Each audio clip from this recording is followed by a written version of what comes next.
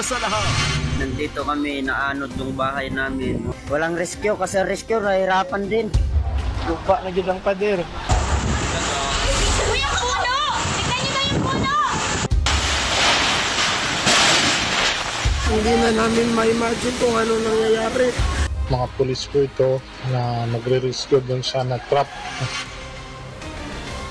Mga kapatid, alas 5:30 na. Ito na mga bumabanderang balita. Pinakamalalang pagbaha, flash flood, dulot ng Bagyong Tino, pinakamalala sa kasaysayan ng Cebu. Halos 100 ng patay. Walang flood control. Probinsya ng Cebu, bakit nga ba binaha ng malala? Natatakot umuwi, Zaldico, hindi para babalik ng Pilipinas dahil sa mga banta sa kanyang buhay.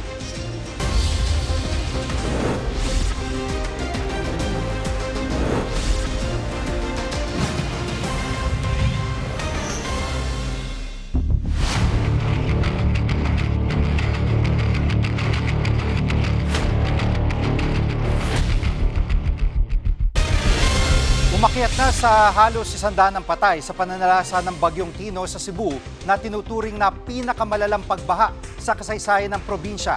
Live mula sa Cebu City, nangunguna sa balita si Dave Abuel. Dave, kumusta na mga kapatid nating Cebuano? Jiggy, sa ngayon, may kita dito sa likuran ko na marami pa rin yung nagkapatong-patong na mga sasakyan dito sa bukana ng Villa del Rio sa Cebu City. Sa mga residenteng nakausap natin, sabi nila na kailangan daw ng either heavy equipment o tow truck para isa-isang mayalis itong mga nasirang sasakyan. Pero Jiggy, bukod sa mga nasirang ari-arian, ang pinakamasakit ay yung mawalan ka ng mahal sa buhay. Gaya na lang ni Jimmy Abatayo na di napigilang umiyak habang sinasariwa ang mga alaala ng kanyang mga kaanak. Tanging si Jimmy lang ang nakaligtas sa higit 10 niyang kaanak na inanod ng baha dulot ng Bagyong Tino kahapon dito sa Cebu City. Kasama sa mga nasawi ang kanyang asawa. Kwento ni Jimmy, gumuho ang katabi nilang bahay at tumama ito sa kanilang tirahan na tuluyang ding nawasak hanggang sa inanod na sila ng baha na aabot daw sa ikalawang palapag. May nakapitan lang daw si Jimmy kaya sa nakaligtas. Narito ang panayam natin sa kanya. Sakit. Daghan. Ako yung nagpalaki sa kanila. Sakit. Kasi ako nag-isa na lang. Wala na ako. Hindi ko ka puso ko hindi na tanggap. At Dave, nakikiramay tayo sa mga kapatid nating namatayan dyan sa Cebu at sa ngayon ay yung mga residente nakabalik na ba sa kanilang mga bahay?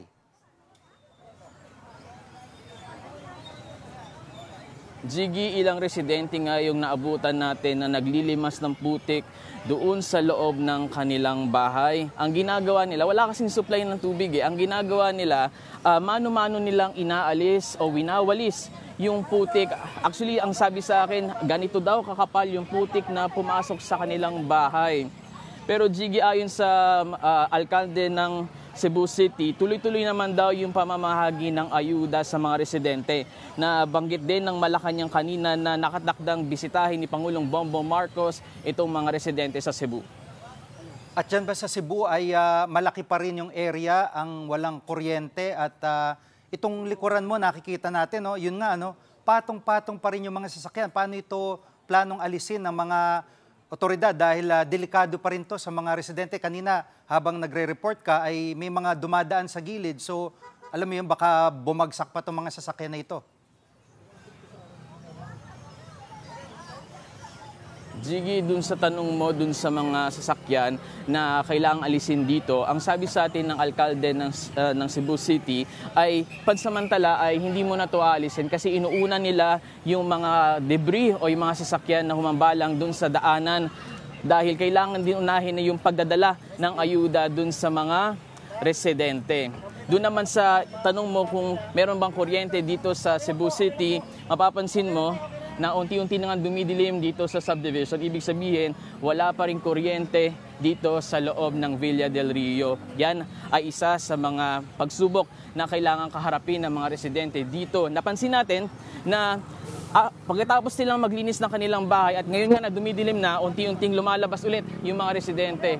Posible na pupunta yan sa hotel kung saan may kuryente, tubig, o kaya naman ay may mga kaanak sila na pwedeng tuluyan muna pansamantala. Jiggy. At isang kumbaga instant na tulong na maiaabot natin o maiahatid din natin, kung may generator kay maliit, pwede sila makicharge sa atin ng kanilang mga cellphone para sa kanilang komunikasyon. Ingat kayo dyan, Dave. Yan po ang ulat ni Dave Abuel, live mula sa Cebu City. Dilubyo kung ituring ang nangyaring malawakang baha sa Cebu dahil sa gupit ng Bagyong Tino. Live mula sa Quezon City, nangunguna sa balita si Ian Suyu. Ian, anong sabi ng mga eksperto at bakit nga ba sobrang lala ng baha sa Cebu?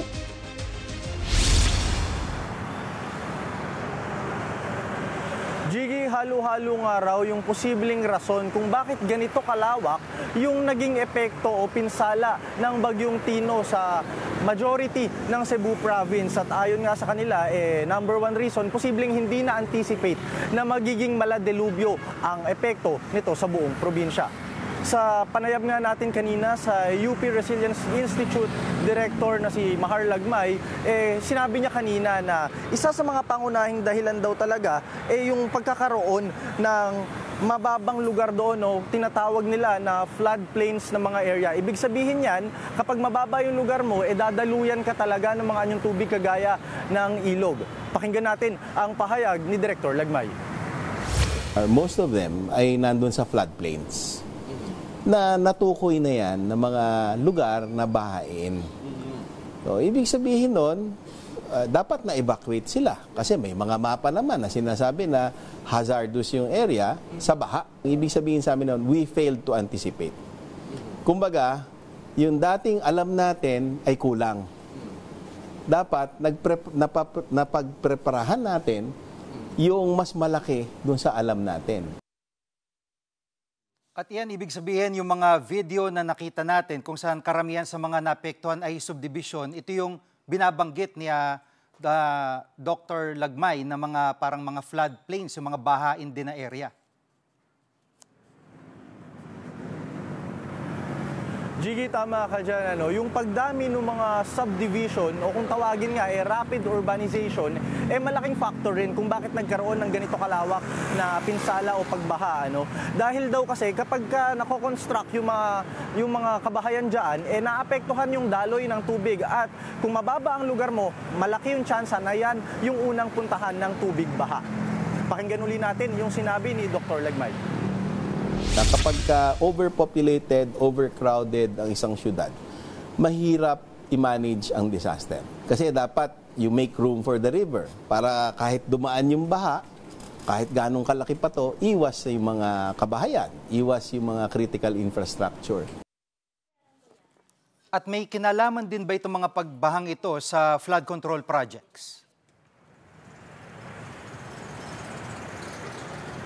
Jiggy, sa panayam nga kanina ni Ted Filon at DJ Chacha kay Cebu Governor Pam Baricuatro, sinisisi niya yung mga substandard daw na mga flood control projects na hindi napakinabangan kaya't ganito yung naging resulta sa kanilang probinsya. At ayon nga rin kay Governor Baricuatro, ito raw yung naging pinakamalalang pagbaha in the recent history of Cebu Province. Narito yung sinabi ni Governor Baricuatro. I'm furious. 26.600 plus flood control project in Cebu, and yet we're suffering from massive flooding here, flash floods. So, that's enough. People who did this should be held accountable also. Mas grabe pa tong Tino kaysa Odette. Kasi yung Odette, it was the wind. Itong Tino, flash flood.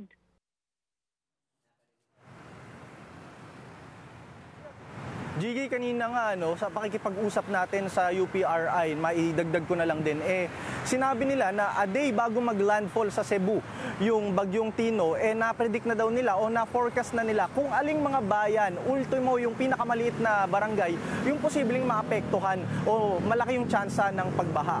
At sa isa namang press briefing kanina with Palace Press Officer Attorney Claire Castro, sinabi niya na nasa 343 flood control projects yung ginawa sa buong probinsya probinsya ng Cebu under the term of former President Rodrigo Duterte. Samantalang nasa 168 naman daw yung ginagawa o nagawa na under naman sa administrasyon ni PBBM. At ayon naman kay Barry Cuatro, sa kabila ng mga numerong ito, ganito yung naging epekto, ganito kalala, sana daw matunton kung sino yung mga may kapabayaan sa proyektong ito at dapat daw ay panagutin. Yan muna ang latest. Jiggy? Yan po ulat ni Ian Suyo mula sa Quezon City. Susunod, bagong bagyong papasok sa bansa, posibleng maging super typhoon. At ICI at DPWH in-inspeksyon ng ilang proyekto sa Davao City. Diyan lang kayo mga kapatid, dapat una sa lahat.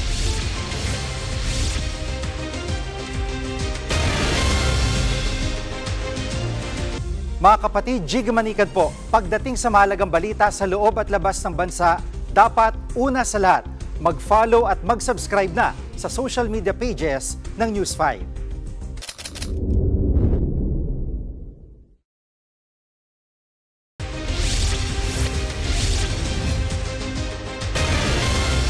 Dumakas pa ang bagyong Tino habang palayo sa Northern Palawan. 8 beses nang naglandfall ang bagyo sa iba't ibang lugar sa bansa hanggang kaninang umaga. Para sa latest sa galaw ng bagyo, makakasama natin si weather frontliner Alvin Pura live mula dito sa TV5 Media Center. Alvin, una sa lahat, may panibagong landfall ba ang bagyong Tino at hanggang kailan pa ito mananalasa sa ating bansa? Yes, Gigi, itong ang bagyong Tino ay 5 beses naglandfall dito po sa area ng Visayas at 3 beses muli naglandfall mula kagabi hanggang kaninang madaling araw dito naman sa hilagang bahagi ng Palawan. Pero sa ngayon, ito po ay nandito na sa kalagitnaan ng West Philippine Sea. Ito po ay huling namataan ng Pag-asa sa layong around 330 kilometers east-northeast ng Pag-asa Island. Yan po sa may kalayaan. Parte pa rin po yan ng Palawan. Ito po ang bagyong si Tino ay kumikilos pa west-northwest sa bilis na 30 kilometers per hour. Inaasahan natin na posibleng mamayang hating gabi hanggang bukas ng madaling araw ay makalabas na rin ito ng ating Philippine Area of Responsibility. Gigi? At itong bagyo na nasa labas pa ng ating bansa na posibleng tawaging uwan, nasa na ba ito at may direktang epekto na ba ito? Yes, Gigi, may maliban kay Bagyong Tino, meron nga tayong binabantayang panibagong bagyo sa labas ng ating PAR. Ito nga yung posible nating tawaging Bagyong Uwan. Kung mapapansin nyo, medyo malawak agad yung kanyang sirkulasyon, pero ito po ay nasa tropical depression category pa rin. Ito ay huling namataan ng Pag-asa sa layong 1,870 kilometers ng eastern or silangang bahagi ng northeastern Mindanao. Ito naman po ay napakalayo pa sa anumang bahagi ng ating bansa at hindi pa rin natin inaasahang makaapekto sa atin in the next few days. Pero posibleng sa darating na Sabado, ito po ay makapasok na sa loob ng ating PAR at yan po ay mabibigyan nga ng local name na uwan. Gigi? At Alvin, most probably isang mga lugar ang tutumbukin itong uwan. Sa ngayon, Gigi, medyo malayo pa po ito at marami pang posibleng magbago sa direksyon yan. Pero ayon sa pinakahuling track ng Pag-asa, inaasahan natin na yan po ay kikilos pakanluran, hilagang kanluran at makakapasok nga ng PAR sa darating na Sabado. At yan po ay kikilos ng pakanluran palapit dito sa area ng Bicol Region mula Sabado hanggang Linggo. At sa darating na Linggo ay nandito na po yan sa eastern section ng Northern Luzon at maaaring sumabit or maglandfall dito nga sa hilagang bahagi ng Luzon. Pero sa ngayon, medyo malawak pa yung uncertainty nito dahil medyo malayo pa ito. Pero again, ito ay babantayan natin, Gigi, dahil ito ay posibleng lumakas pa habang lumalapit sa ating landmass o kalupaan. Lumihis na lang pero ito ay pinangangambahang maging isang super typhoon. Yes, tama ka dyan, Gigi, dahil nga napakalayo pa nito, meron pa itong kakayanang kumuha ng lakas mula sa ating karagatan. At sa mga susunod na araw, asahan natin ang unti-unting paglakas nito habang papalapit sa ating Philippine Area of Responsibility. Makakapasok na ito as a typhoon category na. At Gigi, posibleng ang umabot sa hanggang super typhoon category o yung mga bagyo natin na may taglay na lakas na hangin na nasa 185 kilometers per hour malapit sa gitna o higit pa. Napaka-mapanganib na bagyo niyan, Gigi. Yan pong ulat ni Alvin Pura live mula sa TV5 Media Center. Minamadali na ng Independent Commission for Infrastructure o ICI ang pag-iikot at pagsusuri sa mga nirereklamong infra project sa bansa. Kasama na rito ang mga proyekto ng flood control at rock netting sa Davao City. Live mula sa Davao City, nangunguna sa balita si News 5 Mindanao correspondent Bril Montalvo. Bril, ano ang nangyari sa inspeksyon? Jiggy, pinangunahan nga ang inspeksyon na yan ni ICI Special Advisor Rodolfo Azurina Jr., DPWH Under Secretary Arthur Bisnar at Baguio City Mayor Benjamin Magalong. Ayon nga sa ICI, dumalo lang si Magalong para i-turn over ang mga dokumento at findings mula sa mga nauna niyang investigasyon bago siya magbitiw bilang special advisor ng komisyon. Nilinaw din ng ICC na wala siyang direktang papel sa kasalukuyang operasyon. Unang pinuntahan ng grupo ang Road Slope Protection at Rock Netting Project sa Diversion Road sa Shrine Hills, Matina. Kumuha sila ng samples ng bakal at net na ginamit dahil may natanggap silang reklamo na hindi umano tugma sa tamang specification ang mga materyales. May ilan ding bahagi ng proyekto na posibleng lumihis sa kontrata gaya ng road widening. Narito ang pahayag ni ICI Special Advisor Rodolfo Azurin Jr. It has to go to a series of tests pa kasi kaya nga tayo kumuha ng mga materials para nang sa ganon ma-determine ng quality control kung yung mga ginamit na materials ay pasok sa specifications. At Bril, anong nadiskubre nila tungkol sa flood control? Jiggy, wala pa nga 2 taon ay nasira na ang flood control project sa Matina, Grabahan. Sinimulan niya noong 2021 at natapos noong taong 2023. Kaya naman ang mga residente ay gumawa na lang ng pansamantalang tulay na gawa sa kahoy. May mga naaksidente na rin daw dito. Ayon pa rin kay Azurin, posibleng may problema sa timpla ng simento o kalidad ng materyales na ginamit. Jiggy. At ilan na bang kabuang reklamong natatanggap ng ICI? Jiggy, ayon nga sa ICI, umabot na sa 421 nga reklamo ang kanilang natanggap kaugnay ng flood control project sa buong bansa at 51 nga dyan ay galing sa Davao Region. Sa kasalukuyan na Jiggy ay umiikot ang iba pang team ng ICI sa ibang bansa at maging sa ilang mga probinsya para mag-inspeksyon. Minamadali na rin daw nila para mapanagot na ang mga responsable sa mga irregularidad na ito. Pakinggan natin muli ang pahayag ni Azurin. Para na sa ganon, magkaroon tayo ng parang conclusion and then we determine ano bang appropriate na gagawin aside sa filing ng mga charges dun sa mga implementers as well as dun sa mga nag-inspect at nagbayad ng mga projects na to. Yan muna ang latest. Balik sa'yo, Jiggy. Yan pong ulat ni News 5 Mindanao correspondent Bril Montalvo live mula sa Davao City. Susunod, dating ako Bicol Party List Representative Zaldico natatakot na umuwi ng bansa dahil sa mga manoy banta sa kanyang buhay. At mga miyembro ng Iglesia ni Cristo magdaraos ng 3 araw na rally kontra katiwalian. Huwag kayong bibitiw, dapat una sa lahat.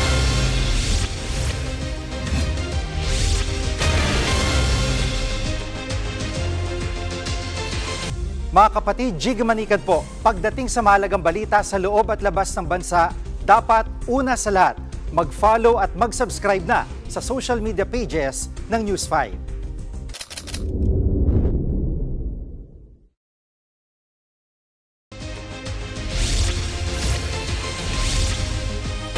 Takot nang umuwi si dating Congressman Zaldico dahil sa mga banta sa kanyang buhay matapos maugnay sa flood control scandal. Ayon yan sa abogado ni Co na si Attorney Roy Rondain. Live mula sa TV5 Media Center, nangunguna sa balita si Camille Samonte. Camille, nasa na raw ba itong si Co at may balak pa ba talaga siyang umuwi? Jiggy, hindi rin daw alam ng abogado ni Zaldico kung nasaan ang dating kongresista. Ayon kay Attorney Roy Rondain, sa telepono lang sila nagkakausap ni Co, pero paglilinaw niya, hindi nagtatago ang kanyang kliyente. Takot lang daw ang dating kongresista na umuwi dahil umano sa mga seryosong banta sa kanyang buhay. Kahit nga raw si Rondain ang tatanungin, hindi niya gugustuhin umuwi sa Pilipinas si Co. Pakinggan natin ang pahayag ni Attorney Rondain. I do not know where he is. I never asked because I don't want to have to lie to any of you when you ask me. One half of the country wants to throw him in jail and throw away the key. The other half wants to string him up by the nearest tree. Would you come home under those circumstances? Ako personally, ang bigger fear ko is vigilante violence. Because nga everyone hates him. Jiggy, dagdag pa ni Attorney Rondain ay uuwi lamang sa Pilipinas si Ko kapag humupa na ang galit ng taong bayan sa kanya at kung matiyak na nga na wala ng banta sa kanyang buhay. Jiggy? Hindi siya uuwi kasi hindi uhupa pero itong si Ko, may balak daw bang sagutin yung rekomendasyon ng ICI sa Ombudsman, yung rekomendasyon na siya ikasuhan sa Ombudsman at DOJ? Jiggy, wala raw interes si Ko na maghain ng kanyang counter affidavit sa Ombudsman. Ayon sa kanyang abogado, wala na raw saysayan dahil tila nahusgahan na ang kanyang kliyente at mukhang desidido na rin naman daw ang Ombudsman na magsampa ng kaso laban kay Ko. Isa si Ko sa inirekomenda ng ICI na sampahan ng kasong graft, malversation of funds at falsification kaugnay ng maanumalyang 289 million pesos sa flood control project sa Oriental, Mindoro. Jiggy? At anong pahayag na abogado ni Ko dun sa mali-maletang pera na inihatid umano sa bahay niya ni Ko mismo nung dating security aide na si Orly Guteza? Jiggy, pinabulaanan niya ni Attorney Rondain, chismis at puro spekulasyon lang daw itong mga sinasabi ni Orly Guteza na nag-deliver sila ng mali-maletang pera sa bahay ni Ko. Pakinggan natin ang pahayag ni Attorney Rondain. Who's making that accusation? Where is he now? Did they see my client receive the delivery of money? I'll even reduce it to an absurdity, Is it possible na may utang lang sila, nagbayad sila? Jiggy, dagdag pa ni Rondain, hindi rin totoong nasa likod ng budget insertion sa national budget si Zaldico. Sabi rin niya, matagal nang mayaman si Ko bago pa man siya maging kongresista dahil sa mga negosyo niya. Noong 2019, nasa 4.1 billion pesos daw ang net worth ni Ko. Wala namang impormasyon kung magkano ang itinaas ito mula nang maupo siyang kongresista. Lumaguman daw ang yaman ni Ko dahil daw yan sa mga negosyo niya at hindi daw dahil sa nakaw. Yan muna ang latest, balik sa iyo, Jiggy. Yan pong ulat ni Camille Samonte live mula sa TV5 Media Center. Magdaraos ang Iglesia ni Cristo ng 3 araw na rally sa Maynila. Ayon sa isang source ng News 5, gaganapin yan mula November 16 hanggang 18. Planong gawin ang pagtitipon sa Rizal Park. Layon daw ng rally na panawagan ang transparency at accountability sa gobyerno. Magpapadala ng mga tauhan ang Manila LGU at Manila Police District para sa seguridad ng mga makikiisa at para maibsan ang posibleng pagbigat ng trapiko. May mga papakalat din ng mga ambulansya sa paligid ng Luneta. Kami ang inyong mga kapatid sa Balitan at Public Service, dapat una sa lahat. Abangan niyo po ulit kami bukas dito sa TV5, 1PH, RPTV, True TV at 105.9 True FM.